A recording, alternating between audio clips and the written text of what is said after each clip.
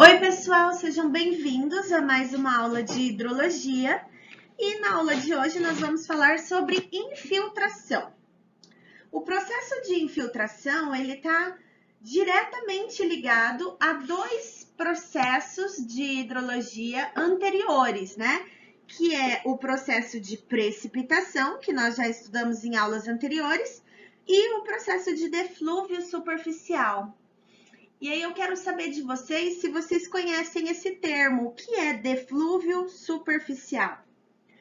O deflúvio superficial, né, é o instante em que se inicia a formação de um espelho de água sobre a superfície do terreno. Então, quando a água de chuva ela é precipitada sobre um terreno permeável, esse espelho de água, né, ele é totalmente succionado pelo solo. Bom, gente, então vamos conhecer as definições, né, que se encaixam aí nesse processo. Então, infiltração é o nome que se dá ao processo de entrada da água no solo através da sua superfície. E esse processo, ele acontece quando uma superfície de solo recebe água por chuva ou por irrigação. E aí é por isso, né, que essa aula de hoje aqui da hidrologia, ela também é uma disciplina de interesse nos cursos que tratam da questão agrícola e, portanto, né, agronomia, porque está diretamente ligado com os processos de produção agrícola.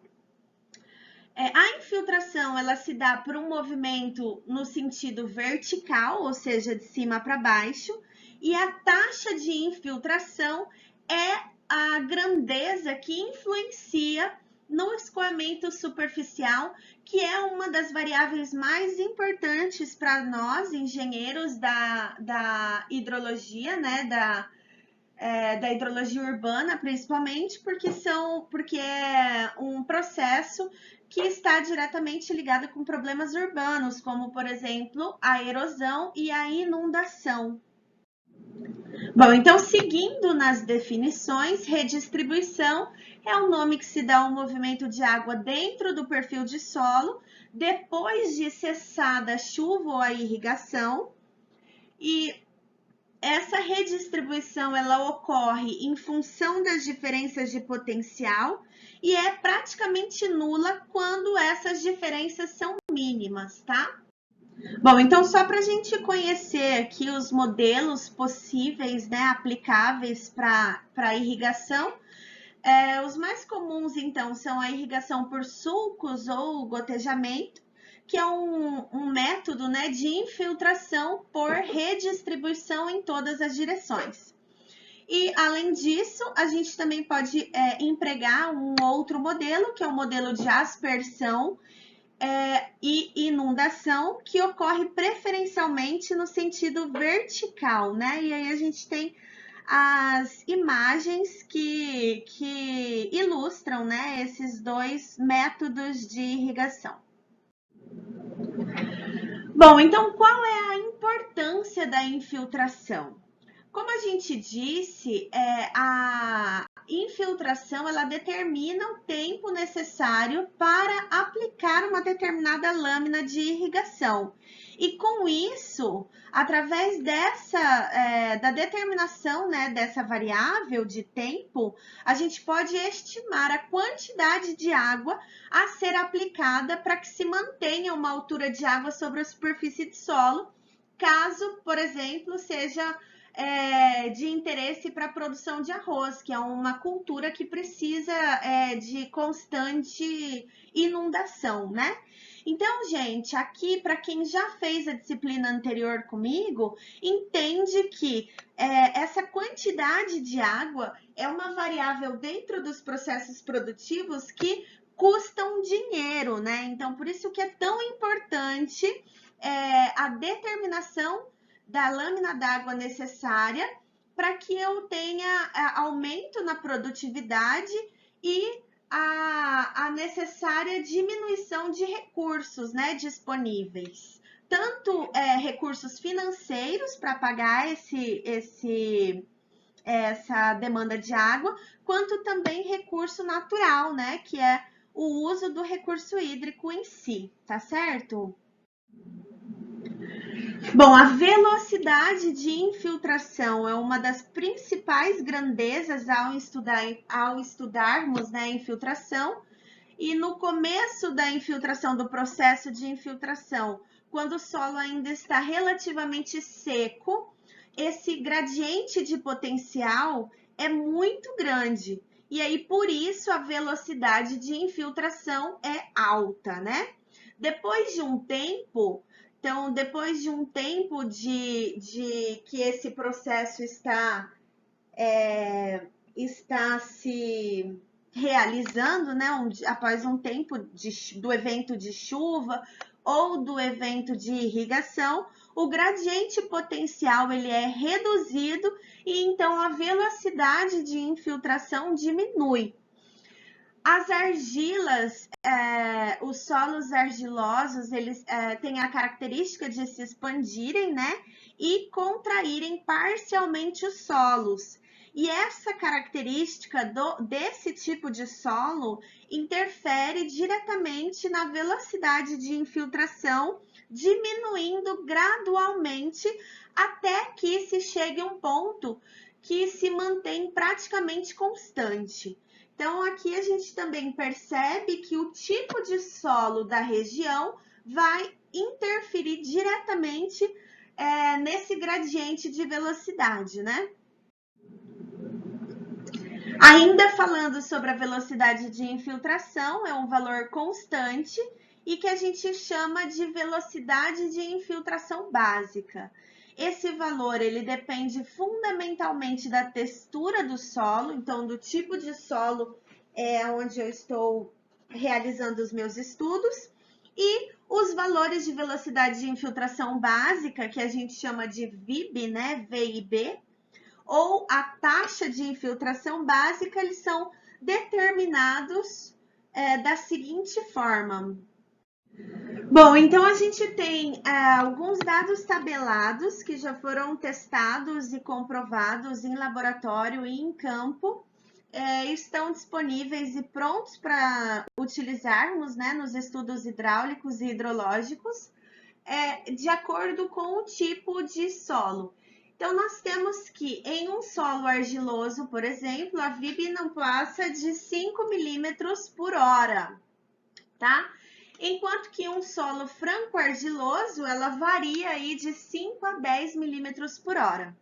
Solo franco de 10 a 20 milímetros por hora. Pessoal, só para esclarecer, né, um conceito básico aí das classes texturais do solo, não sei se vocês têm familiaridade com esses termos, mas o conceito central de franco é uma mistura de areia, silt e partículas de argila. E sendo um solo franco, então significa que esses materiais eles estão assim em equilíbrio, tá? Sem a predominância de nenhum tipo. Então, seria um solo franco, né? Um solo bem dividido, tá? Em formação entre esses itens, né? Areia, silt e argila.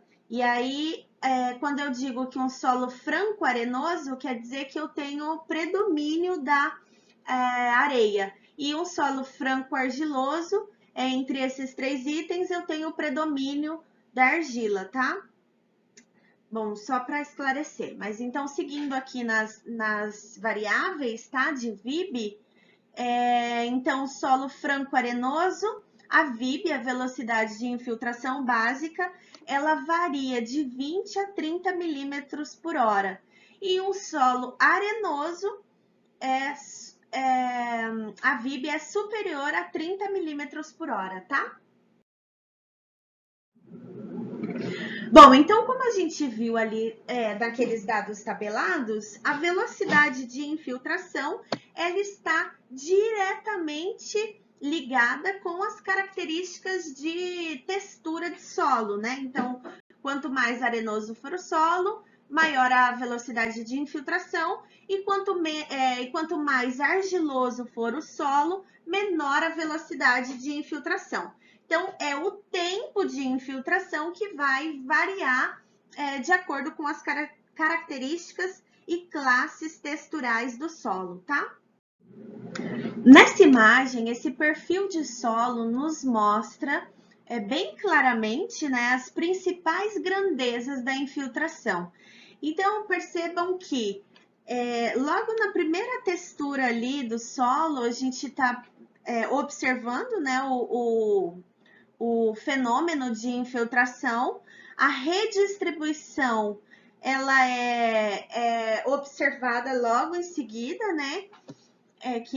Onde vai havendo, então, o movimento da água no solo dentro desse perfil de solo. Bom, então, quais são os fatores que afetam a velocidade de infiltração? Principalmente, né, as condições intrínsecas do solo, que são elas a cobertura vegetal, o estado de agregação das partículas do solo. Esse estado pode ser tanto por conta de práticas culturais ou como efeito das irrigações, né, ou das próprias precipitações. Então, aqui, por exemplo, um solo onde há pisoteamento de gados, né? E aí esse solo é mais compactado, então nesse sentido, tá? A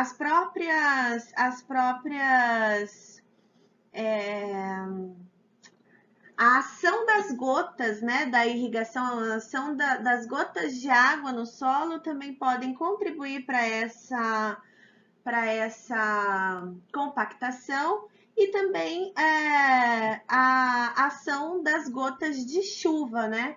Se o solo estiver descoberto e suscetível, ele pode também ser compactado ou revolvido, né? Por conta da ação da água. Ou ainda compactação por máquinas agrícolas, ou ainda os processos de erodibilidade, né, que são também acentuados de acordo com essas condições intrínsecas que a gente tem citado acima, tá? Ainda como condições intrínsecas do solo estão a própria textura do solo, né? Então, que a gente falou ali sobre as classes texturais do solo, isso influencia na velocidade de infiltração. O adensamento de perfis longitudinais de solo, a presença ou a ausência de flora ou fauna, né, ou fauna no solo, e o conteúdo de água. Então, quanto mais água houver no solo, ou quanto menos água houver no solo, essas retidas no solo, né, essas condições afetam a velocidade de infiltração desse solo, tá? Bom, então, além disso, existem as condições de aplicação da água. Então, a duração de aplicação de água, a carga hidráulica dessa aplicação, a qualidade e a temperatura da água também pode afetar a velocidade de infiltração. Bom, pessoal, mas então como que a gente faz a determinação da infiltração? Como a gente está vendo, né, esse processo ele é regido por leis físicas. Então, a quantificação ela é conseguida por meio de experimentos. Um dos experimentos mais simples e que costumam dar uma boa resposta é exatamente esse método do cilindro infiltrômetro, conhecido também como infiltrômetro de duplo anel, tá? Esse teste, né, essa aula, se nós não estivéssemos nesse momento tão atípico de pandemia, nós estaríamos realizando esse teste na universidade para aprender na prática, né? Então, bom, vamos tentar esclarecer da melhor forma possível, tá? Então, assim, gente, esse método ele consiste em se utilizar de 2 anéis concêntricos. O maior tem um diâmetro de 50 centímetros e o menor um diâmetro de 25 centímetros. Os dois têm altura de 30 centímetros, tá? como vocês estão vendo aí na foto ao lado. Bom, então observem que o primeiro passo para a determinação da infiltração por esse método é a gente enterrar esses dois cilindros a 15 centímetros, tá? Então, considerando que os dois anéis, né, eles possuem a altura de 30 centímetros, a gente tem que colocar eles no meio, né? Até atingir o meio, enterrados no solo. A determinação da infiltração se processa, então, pela medida da altura de água infiltrada no cilindro menor interno em tempos sucessivos de leituras, tá? Então, observem ali na imagem ao lado que a gente já tem os dois anéis enterrados, o recipiente onde a gente vai jogar a água, né, dentro do anel menor. O anel maior, ele tem a função de evitar o escape lateral da água, tá? Para que o movimento seja concentrado na vertical. Bom, então, como eu acabei de dizer para vocês, né, o cilindro externo, ele tem a função de eliminar a infiltração lateral do cilindro interno. Então, para manter realmente esse movimento de infiltração o mais verticalizado possível, tá? Eu vou enterrar esse anel no solo até a metade dele, então preciso ter 15 centímetros de altura enterrada no solo dos dois anéis, e eles precisam estar bem nivelados, né? Então a gente usa esses canos aí que vocês estão vendo nas imagens para garantir que os dois anéis estão nivelados, tá?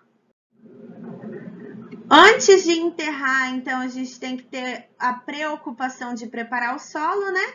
Então, retirar aí a cobertura, limpar a cobertura vegetal, limpar bem a região onde a gente vai aplicar o teste, para a gente descobrir o comportamento realmente do solo em relação ao movimento, ao processo de infiltração, tá? Aí, aqui, realizando o enterramento, né, dos anéis, considerando ali os 15 centímetros, é uma pena muito grande que vocês não tenham a oportunidade de realizar esse teste. É bem legal no sol. Garantindo que eles estejam nivelados. Bom, então, enterrados os anéis, a gente tem que ter uma régua ali no meio, que é por onde a gente vai fazer as leituras de infiltração, tá? As leituras do comportamento da água dentro do anel. Esse aqui é um esquema representativo da infiltração da água proveniente dos anéis. E aí está indicado, então, o anel interno, o anel externo, a superfície do solo, né, onde o anel está enterrado, e o nível de água. E esses tracejadinhos, então, é o comportamento de água no solo, tá? Observem que ele garante, né, um movimento verticalizado.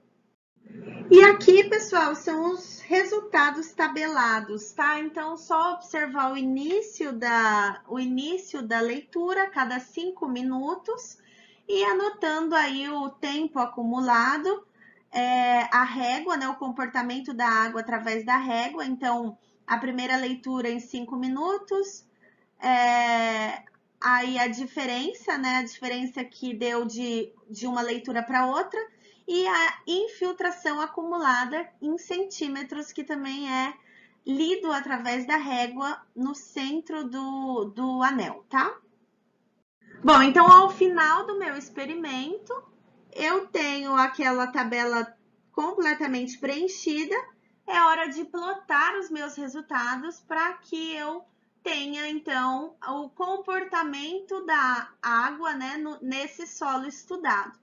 Então, observem aqui a plotagem dos dados de infiltração acumulada, que variam aí desde o início do experimento no tempo 0 até o final do experimento, né, quando houve a estabilização da água, né, da infiltração, do processo de infiltração, no minuto 160.